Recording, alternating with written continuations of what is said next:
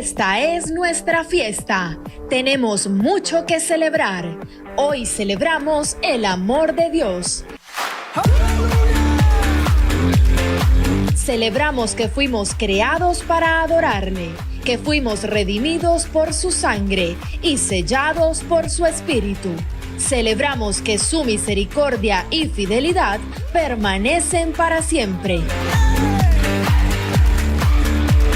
Por eso aplaudimos, por eso cantamos, por eso danzamos en su presencia.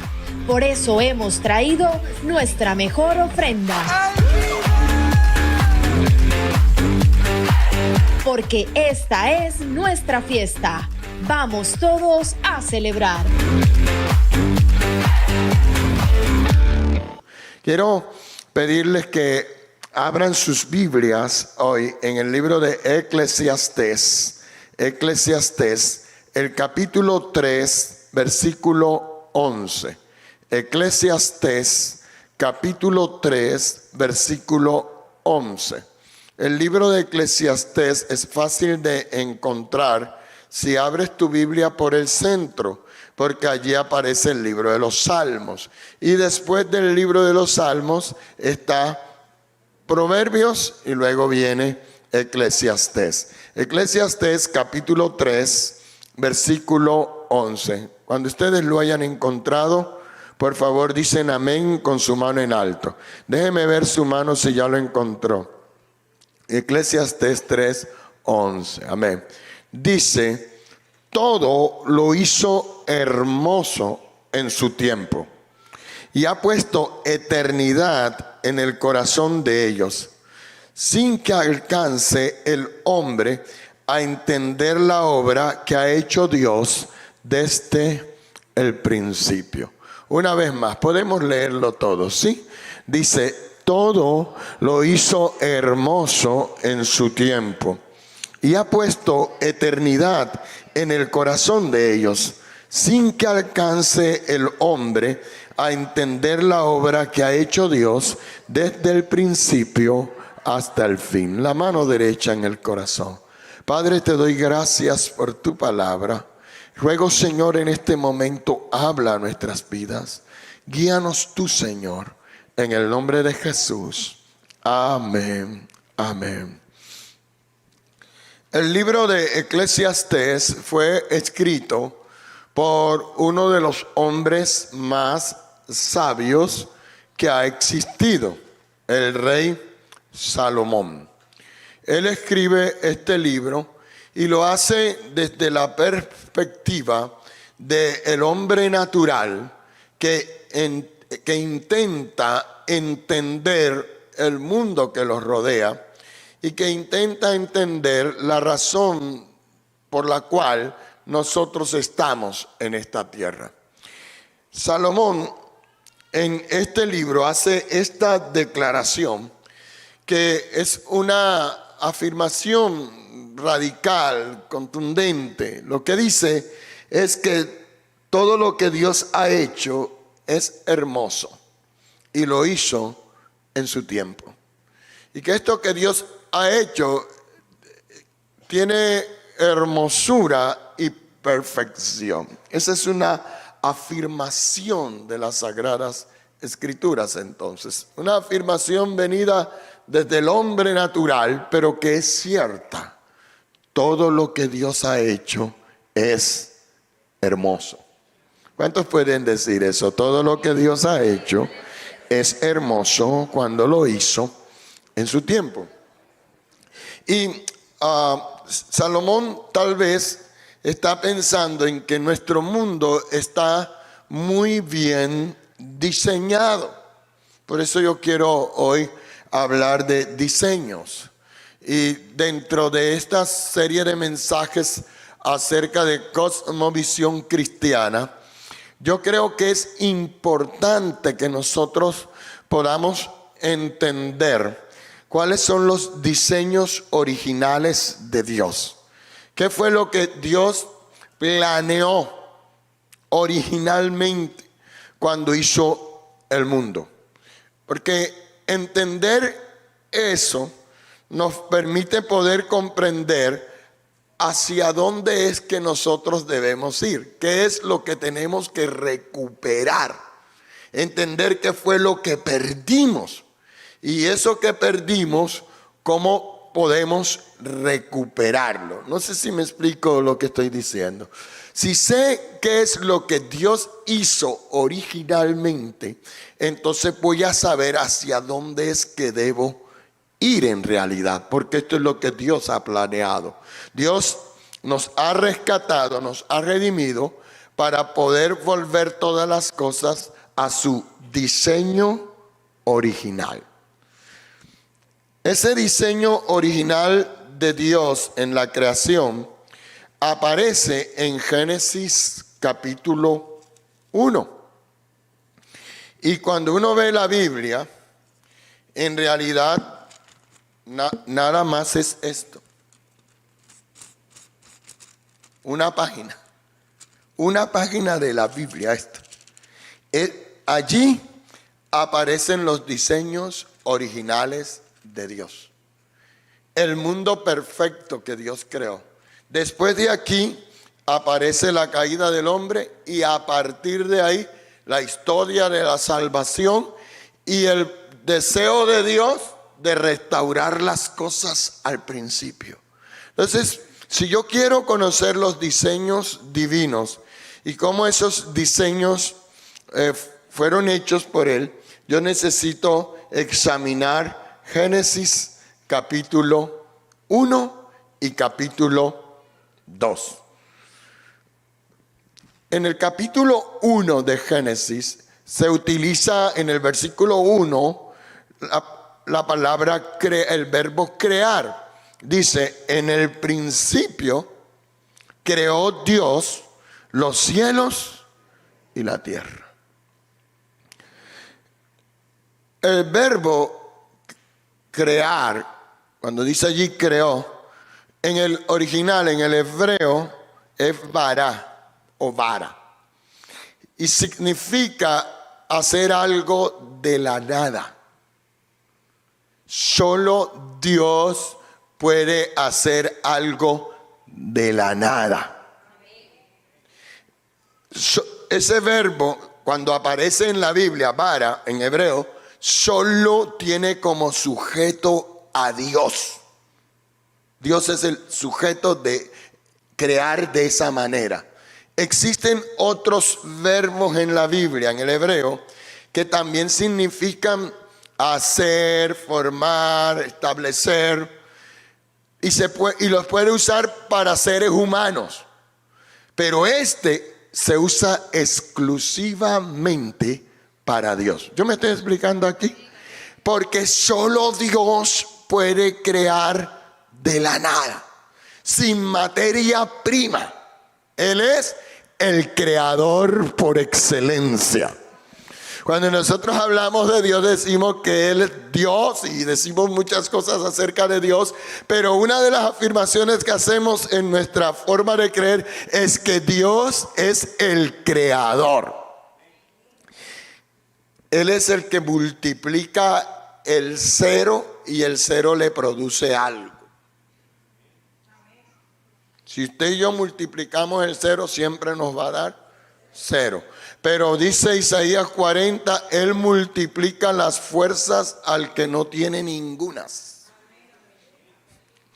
Y no tiene ninguna, pero Dios saca fuerza de ningunas. No hay nada y Dios saca nuevas fuerzas. Bendito el nombre del Señor. Eso solo lo puede hacer el Dios de gloria, Aplaude fuerte al Señor. Si me ayudas a predicar, dile al que está al lado tuyo, Él es el creador por excelencia. En Génesis 1, este verbo se utiliza solo en 3 versículos. Ese verbo crear de la nada se utiliza solo en 3 versículos. En el versículo 1, en el versículo 21 y en el versículo 27. En el versículo 27 se utiliza 3 veces. Cuando dice, y creó Dios al hombre, a imagen suya lo creó, varón y hembra los creó. Esas 3 veces se usa vara o vara para decir de la nada. Sacó seres humanos de la nada. Sacó seres humanos de sí mismo y produjo vida en ellos, porque solo Dios no solo es creador, solo Dios es autor de la vida. Bendito el nombre del Señor. Solo Dios es autor de la vida. Él da vida. El resto del capítulo 1, entonces uno encuentra a Dios diseñando. Produzca la tierra hierba verde. Hay materia prima, hay tierra, y dice, produzca la tierra hierba verde. Produzcan las aguas seres vivientes. Y produjeron las aguas seres vivientes. Produzca la tierra seres vivientes, animales. Los sacó de algo. Y separó Dios las aguas y dijo Dios, haya expansión entre las aguas de arriba y las aguas de abajo. Usted ve lo que está haciendo, diseñando. Versículo 1, nuevamente, vuelvo al versículo 1, Génesis 1. Y creó Dios los cielos y la tierra. Al parecer, lo que Dios crea al principio es toda la materia prima con la cual trabajará para luego ir organizando la tierra. Porque después encontramos versículo 2. A ver si voy poco a poco. Y creó Dios los cielos y la tierra. Y la tierra estaba desordenada y vacía. Y las tinieblas estaban sobre la faz del abismo. Y el Espíritu de Dios se movía sobre la faz de las aguas. Había agua, había tierra, había tinieblas. Y entonces lo que Dios va a hacer ahora es organizar, diseñar. Ahora, esta descripción de Génesis 1 no es una descripción científica. Eso tiene que quedar claro. El capítulo 1 de Génesis lo que nos muestra simplemente es que Dios es el creador de todo. Todo afán por hacer coincidir el capítulo 1 de Génesis con lo que la ciencia dice es un afán estéril. No sirve de nada. Génesis 1 no es un tratado de ciencia, es una declaración espiritual, teológica, que afirma que Dios está detrás de todo. Y de eso trata. Ahora, ese mundo que Dios está diseñando, según Génesis 1, tiene unas características especiales. Y lo primero que yo quiero resaltar es que es una creación armoniosa. Lo que Dios creó tiene armonía. Es decir, tiene equilibrio, proporcionalidad y correspondencia. Eso es lo que significa la palabra armonía cuando no se utiliza en el contexto de la música. Cuando no se utiliza en ese contexto, entonces la armonía significa que tiene equilibrio, que tiene proporcionalidad y que se corresponden de manera adecuada. Y cuando nosotros miramos el mundo que Dios creó, el mundo original que Dios creó, tiene esas características. Él es armonioso.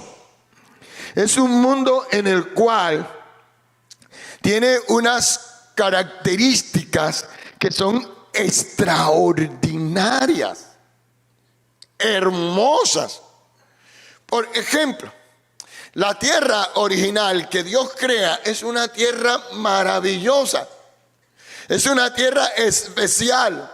Esta tierra está hecha del material, el tamaño, la forma, el peso, la inclinación, la posición, y se mueve de tal manera para que aquí haya vida. Si uno de esos elementos que acabo de mencionar variara en la tierra, no habría vida. Pero todos se confabulan, todos se unen, todos trabajan de manera coherente para que en este planeta sea habitado por seres vivos. Bendito el nombre de Dios. Y en Génesis 1 eso está claro. Dios crea este mundo y luego pone plantas, luego pone animales y por último coloca al ser humano como su corona en esta creación. Este mundo fue diseñado para ser habitado. Y por eso nosotros lo habitamos. Los sistemas que existen en este mundo, ¿han oído hablar de ecosistemas? ¿Cuántos han oído hablar de ecosistemas? ¿Han oído hablar de ecología? Es el mundo de hoy. Todos los días nos están hablando de esto. Nos están diciendo tenemos que proteger los ecosistemas. Y están tratando de generarnos una conciencia de que nosotros protejamos el mundo en el que vivimos. Esta es la casa que Dios nos dio para habitar la tierra. Es la casa donde Dios colocó a los seres humanos. Dolorosamente los seres humanos nos hemos convertido en grandes depredadores y estamos destruyendo. Nosotros mismos hemos destruido mucho de nuestro planeta, pero este planeta fue creado por Dios para que sea la casa donde nosotros habitamos. La Biblia dice: los mansos heredarán la tierra. Dios creó la casa y luego creó a quienes tenían que habitarla. Y Dios dice: protéjanla, cuídanla. ¿Me están oyendo así? Les voy a decir algo que no vayan a decir eso es teología, no vayan a decir eso es concluyente, no digan eso. Yo solo voy a sumar algunos textos de la Biblia y voy a hacer una afirmación. El mundo en el que nosotros vivimos, la tierra esta en la que nosotros vivimos, no es la misma tierra que Dios hizo originalmente. Esta tierra no es la misma tierra que Dios hizo originalmente. Esta tierra cambió con el diluvio. Entonces, una cosa es el mundo antidiluviano y otra cosa es el mundo postdiluviano. Las condiciones atmosféricas cambiaron. Usted lee Génesis 1:2, Génesis 1 dice, y separó Dios las aguas de abajo de las aguas de arriba. Y colocó Dios expansión en medio de las dos aguas. Las de abajo, que son los mares, los lagos, los ríos, de las de arriba, lo cual probablemente signifique que antes del diluvio la tierra estaba cubierta no por una capa de ozono, sino por una atmósfera líquida. Había líquido, agua en el espacio. Y los rayos del sol no penetraban de la manera que hoy penetran a nuestro mundo, que tienen que atravesar es una pequeña capa de ozono, entonces tenían que atravesar una capa líquida. Por eso se cree que la creación original, la tierra, el clima general de la tierra era un clima agradable, más agradable que el de hoy, porque el sol no pegaba tan directamente. Eso es algo que se cree. Ahora, ¿cuándo eso cambió? Cuando vino el diluvio, Génesis dice, y abrió Dios las compuertas de los cielos, y eso fue el diluvio. Toda el agua de arriba se vino en el diluvio a la tierra. Y la atmósfera cambió. Y esa es la razón, tal vez sea la razón por la que no tenemos dinosaurios entre nosotros. porque esos animales no iban a sobrevivir en un planeta con una capa de ozono protegiéndolo. Piénsenlo. La Biblia sí dice que antes del diluvio un vapor subía de la tierra, no llovía, y la vegetación se mantenía con vida porque había mucha humedad, protegida por humedad. Y cuando Noé empezó a predicar que iba a llover, que venía un diluvio, la gente no le creyó, y no le creyó porque eso nunca había pasado, que lloviera. Como no nos creen a nosotros que un día Cristo vendrá por nosotros y la iglesia será arrebatada. Como eso nunca ha pasado, por eso no nos creen.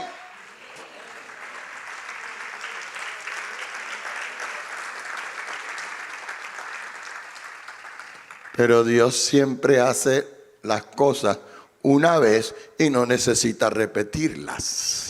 Una vez abrió el Mar Rojo y eso no ha vuelto a suceder.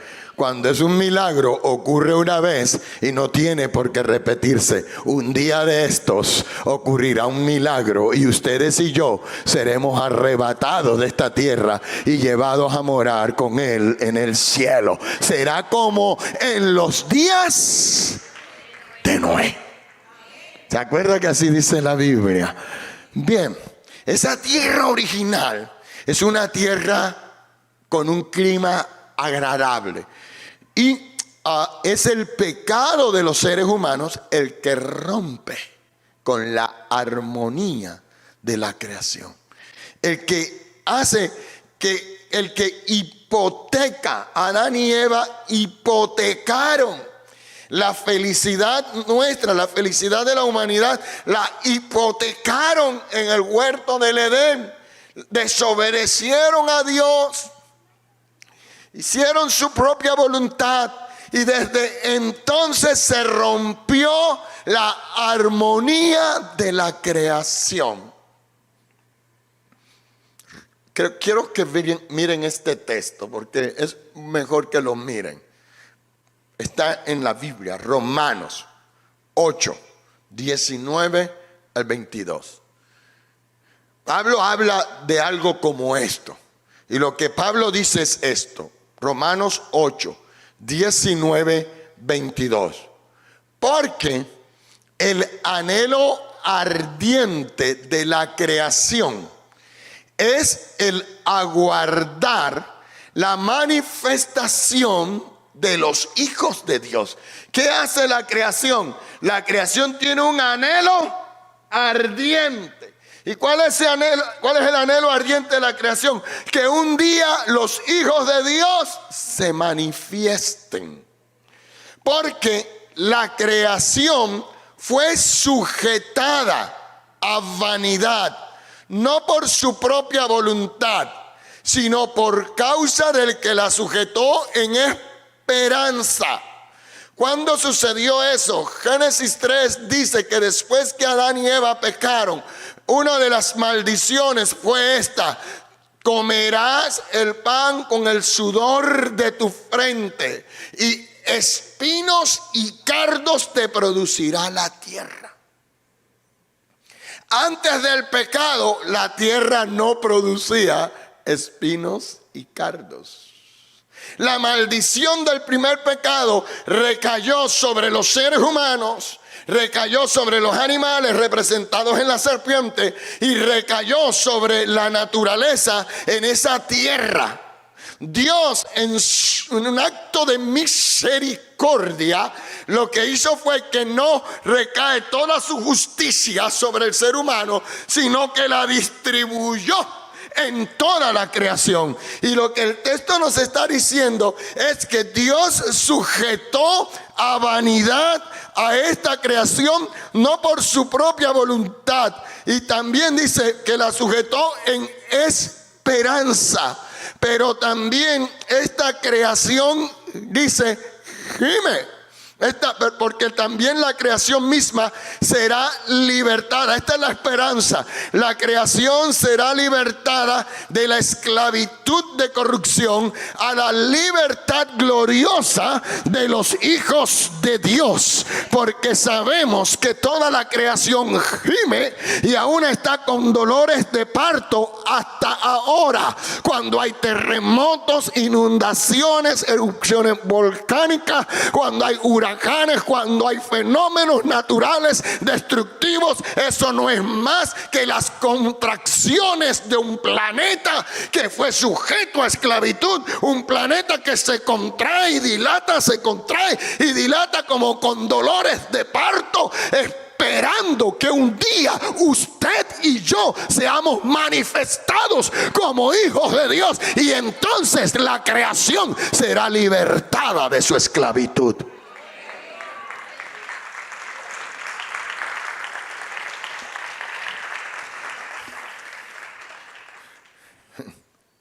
Si yo le dijera esta mañana que Dios le va a dar plata, usted se colgaría del techo.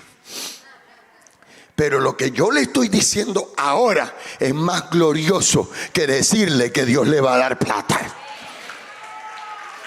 Porque yo estoy diciendo que usted está llamado por Dios a traer libertad a esta creación. Que como hijo de Dios maduro, usted será un hijo de Dios maduro. Un tecno es la palabra hijo, para hijo allí en Romanos. Es un hijo de Dios maduro. Un hijo de Dios maduro es un heredero de Dios, heredero de esta creación, heredero de su gracia y su poder. Y es a través de la iglesia rescatada, redimida y madura que Dios un día va a traer libertad a esta creación.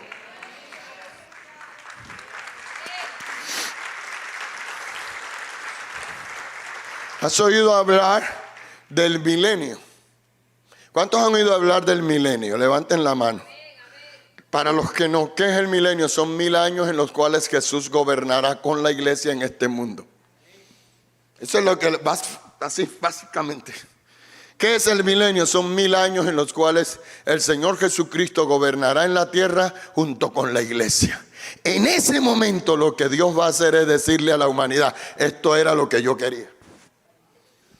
Este era mi propósito original. Cuando yo gobierno, esto es lo que sería la creación. Y si usted lee Apocalipsis, si usted lee Isaías 11, dice que en ese tiempo el león no comerá cordero, comerá paja. Porque en la creación original los animales no comían carne, comían vegetales. Y pastor, ¿y dónde usted está inventando tanto esta mañana, pastor? Hoy se trajo un poco de inventos, pastor. Eran vegetarianos. Así que los veganos estarán diciendo: aleluya, por fin. En la creación original todos, hombres y animales, eran vegetarianos. Génesis capítulo 1, versículo 29. Entonces dijo Dios: miren, les he dado todas las plantas con semilla que hay sobre la tierra, y todos los árboles frutales, para que les sirvan de alimento. Y he dado toda planta verde como alimento para todos los animales salvajes. Es que no había muerte. Como no había muerte, la alimentación era vegetariana. Eso cambió. Después del diluvio, Dios le dijo a Noé: ahora no solo te he dado las plantas, también te he dado los animales para que los comas. Eso cambió.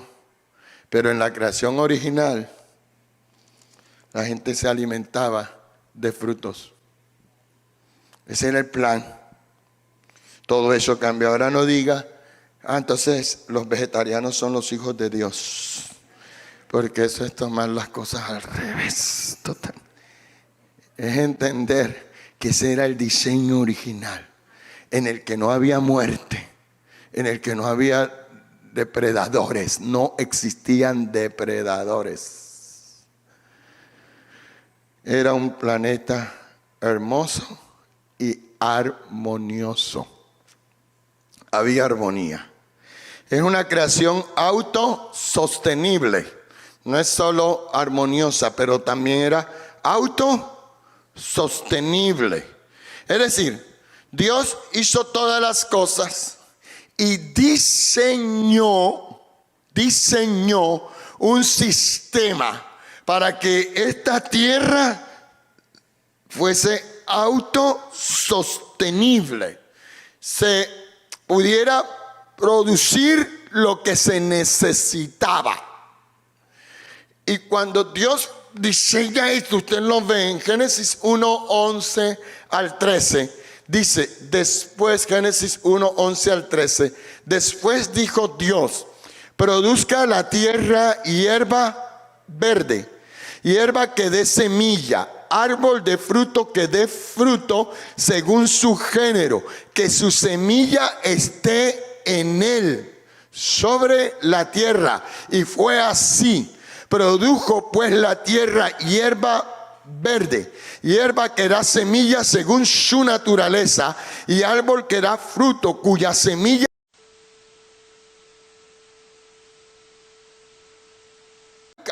que es atea, que es naturalista, que es humanista, una agenda que es enemiga del plan de Dios, que es enemiga del diseño de Dios.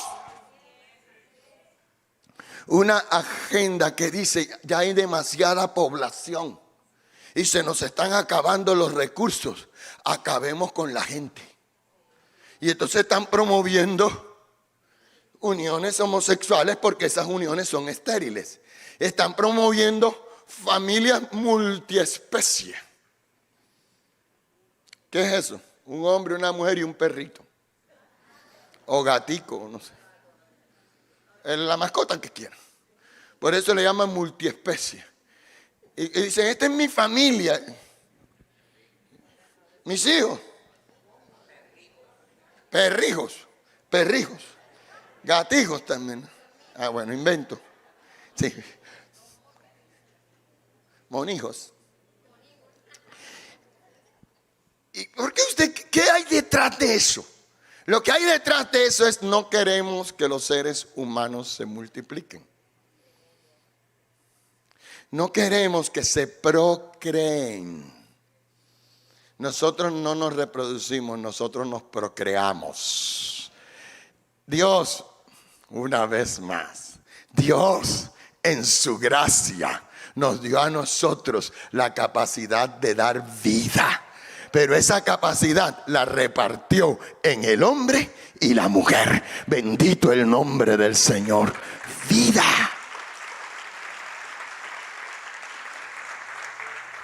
Y vivimos en este mundo. El otro día yo estaba viendo una noticia que dice, primer hombre embarazado. Y yo dije, Dios mío, ¿y eso qué? Cuando yo vi una foto y aparecía como un hombre embarazado. Y empecé a leer. Yo soy hombre y eso se debe ver feo. Pero yo empecé a leer y la historia real es la siguiente. Es que en realidad es una mujer que se cree hombre. Y como una mujer que se cree hombre, se viste como hombre, se peluquea como hombre, tiene comportamientos hombrunos, masculinos así hombrunos. Y se deja así como si es un hombre. Y se parece a un hombre. Y está embarazada. Ella está embarazada, pero ella se parece como un hombre. Pero ella, que es ella, pero que se cree él, tiene una pareja que es él, pero se cree ella.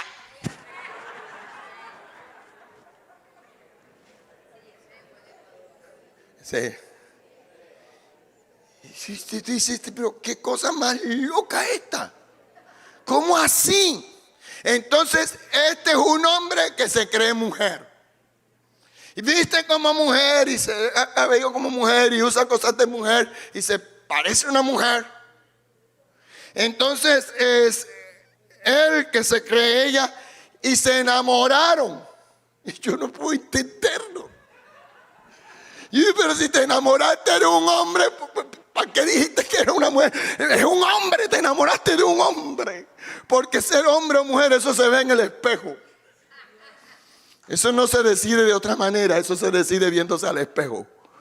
Y apenas se ven al espejo desnudos, saben que son hombre o mujer y ya, eso se acabó. Eso es definitivo, eso es diseño original. Eso no aguanta otra. Pero sí están viendo toda la confusión en la que la gente cae. Entonces lo que ocurrió es que en realidad él, que se cree ella, la embarazó a ella, que se cree él.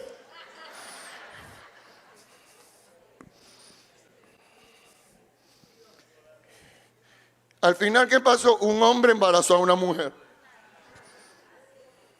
Y la que está embarazada es una mujer, no ningún hombre. Pero toda esta ideología nos quiere vender toda esta locura. Y la Biblia está diciendo, si siguen haciendo eso, serán estériles. No tendrán hijos, no procrearán. Si te casas, yo no voy a decir que es pecado, porque hay parejas que no pueden tener hijos. Pero si te casas es para tener familia, para procrear. Nuestros muchachos hoy están decidiendo no tener familia. Están decidiendo casarse y no tener hijos. Ese es un acto egoísta. Si hay algo hermoso, si hay algo, miren, lo voy a decir así, si hay algo doloroso es tener hijos. ¿Cuántos saben que es doloroso tener hijos? Que los padres sufren por los hijos. ¿Cuántos saben eso? A un papá le preguntaron, ¿qué se siente ser padre? Dijo, sueño, porque desde que nació no he podido volver a dormir.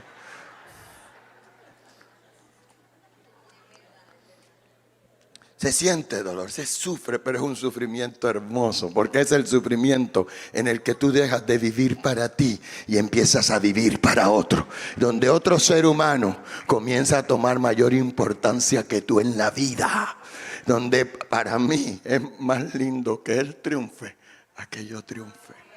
O que mi junior triunfe, a que yo triunfe. Y el dolor de mi junior es un dolor más grande. No estoy hablando del equipo de fútbol, estoy hablando de mi hijo Junior Iván Moisés. Sí, yo sé que algunos pensaron. De mí, sí, de mi hijo mayor, Iván Moisés. El dolor de mi hijo es más grande que mi propio dolor. Y los triunfos de mis hijos son más grandes que mis propios triunfos.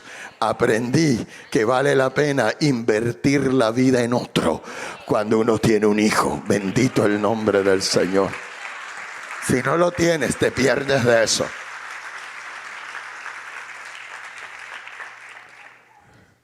Yo debo terminar porque ya me estoy extendiendo mucho.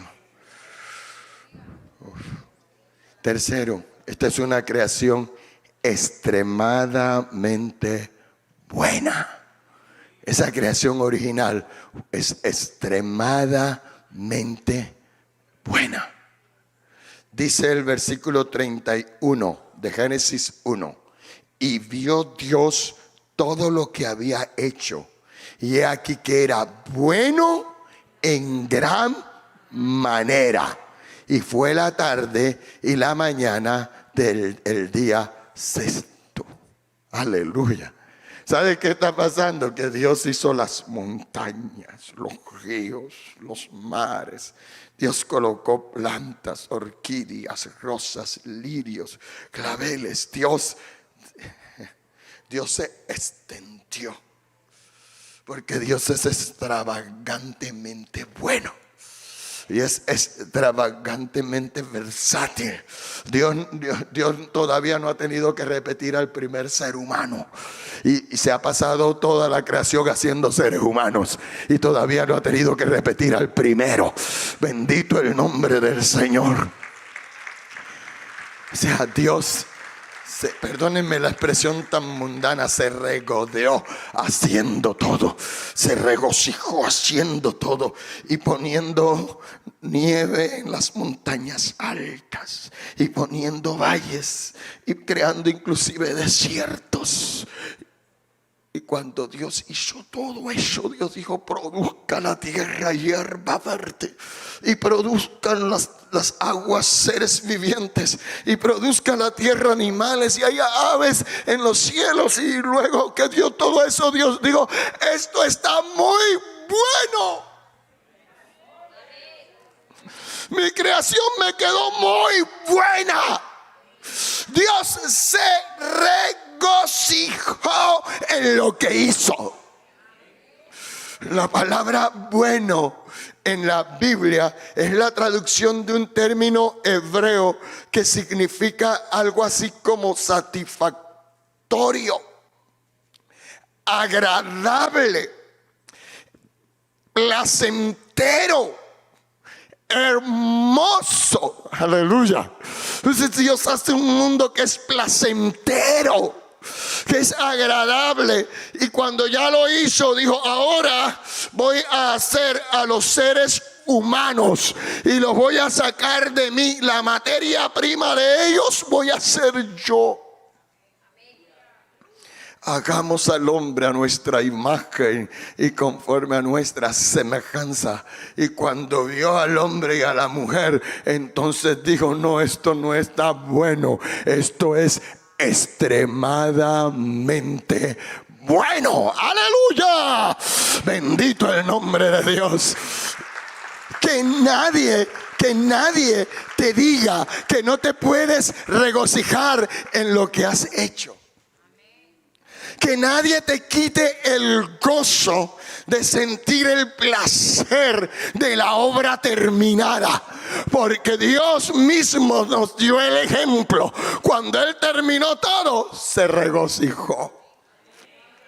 Cuando tú realices alguna tarea, dale la gloria a Dios y regocíjate en ella. Porque tú fuiste creado por Dios para ser productivo. Dile al que está al lado: fuiste creado para ser productivo. El pecado, ¿cuántos saben que el trabajo es una bendición? Pocos, pero ahorita los convenzo. Porque yo sé que a algunos no les parece mucho bendición el trabajo, pero sino que algunos siguen la teología del negrito del batey. Él cree que el trabajo lo hizo Dios como castigo. No, Dios no castigó a la humanidad con trabajo. Antes, en el capítulo 2 de Génesis, antes que Adán y Eva pecaran, Dios le dio la asignación a Adán de que él trabajara. Le dijo: tú tienes que labrar la tierra, hacerla producir. El trabajar, el labrar la tierra no es una maldición. La maldición consistió en que esa tierra que el hombre iba a labrar después de pecar no le iba a producir el mismo fruto, sino que a veces le iba a producir cardos y espinos. Esa es la maldición. La improductividad es la maldición. Cuando usted trabaja, Dios quiere que usted sepa que ser productivos es una bendición en su vida. Él nos hizo para ser productivos. Él nos dio una mente, nos dio una capacidad. Nosotros somos diferentes. Bienaventurado el varón, Salmo 1, que no anduvo en consejo de malos, ni en camino de pecadores, ni en silla de escarnecedores se ha sentado, sino que en la ley de Jehová está su delicia, y en su ley medita de día y de noche.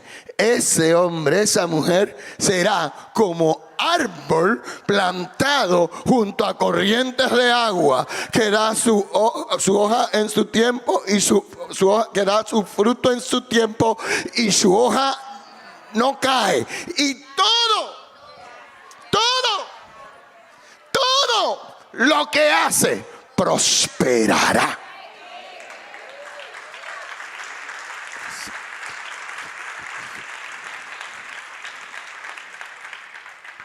Ese varón perfecto del Salmo 1 es el Señor Jesucristo. Ese no es el pastor Iván, ni Oscar Gómez, ni José, no. Ese es el Señor Jesucristo. Porque si ustedes me preguntan a mí, pastor, ¿tú alguna vez te has sentado en silla de escarnecedores? Sí. Pastor, ¿alguna vez has oído el consejo de los malos? A veces has caminado en el camino de los malos. ¿Calificas? No califico. Pero gracias a Dios, Él envió a su Hijo Jesucristo. Y Él sí califica. Él nunca se sentó a escarnecer. Él no caminó con los malos. Él no participó del consejo de los malos. El Señor Jesucristo, el Hijo de Dios, es el varón perfecto. Y ese varón perfecto, en Él estamos unidos nosotros. Juan 15, no lo dije en ningún culto anterior. Es que ustedes tienen la ventaja porque es más larguita la reunión.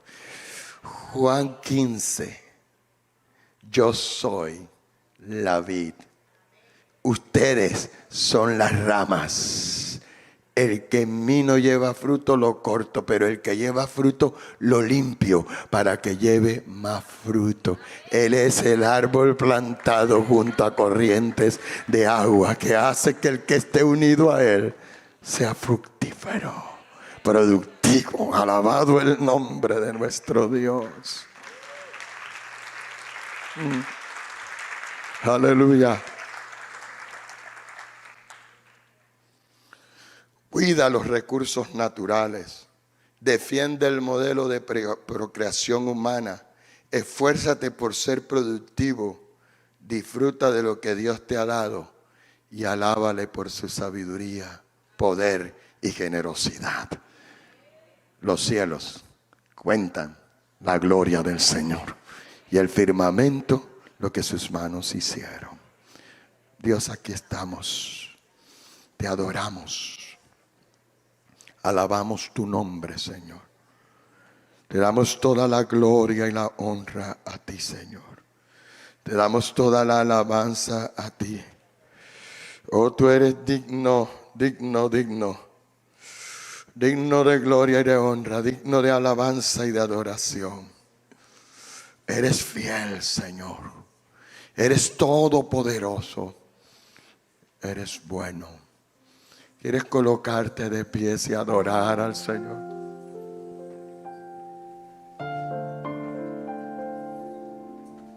Un poco de lo que se trata esta cosmovisión cristiana es entender el diseño original y entender que esa es la meta.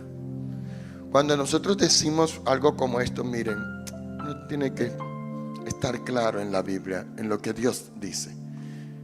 Cuando la Biblia dice que Dios nos restaura, restauración, ¿han oído la palabra restauración? A veces uno cree que restauración es que si me quitaron de un puesto me va a volver a uno más grande. Tal vez pase eso. Restauración significa volver al estado original. Volver al estado original. Y Dios quiere que volvamos al estado original. Es más, un día este mundo volverá a ese estado original. Pero mientras tú y yo vivimos en esta tierra, debemos vivir agradecidos, como hijos, diciéndole: Señor, tú lo harás. Tú me ayudarás. Señor, si estoy siendo improductivo, Señor, esa maldición ya fue quitada en la cruz. Dios, haz que mi trabajo, lo que yo hago, produzca, Señor. Que lo que hago bendiga a otros, pero me bendiga a mí también. Amén. Puedes orar sobre eso. Es diseño original. Si ustedes me acompañan la próxima vez que hable de este tema, yo voy a hablar del matrimonio que Dios diseñó, así como aparece ahí en Génesis. No como aparece después, pero como aparece ahí en Génesis. Y a mí me encanta verlo como la intimidad, el propósito oculto detrás de todo matrimonio. La intimidad en todas sus esferas, en todos sus niveles. Así que usted vendrá y ese domingo, no sé si es el próximo o dentro de 15 días, vamos a tener esta reunión especial revisando el diseño original para los matrimonios. Amén. Ahora, hoy le vamos a dar gloria a Él por su sabiduría, por su poder, por su bondad, por su generosidad. ¿Listos? Exaltamos su nombre.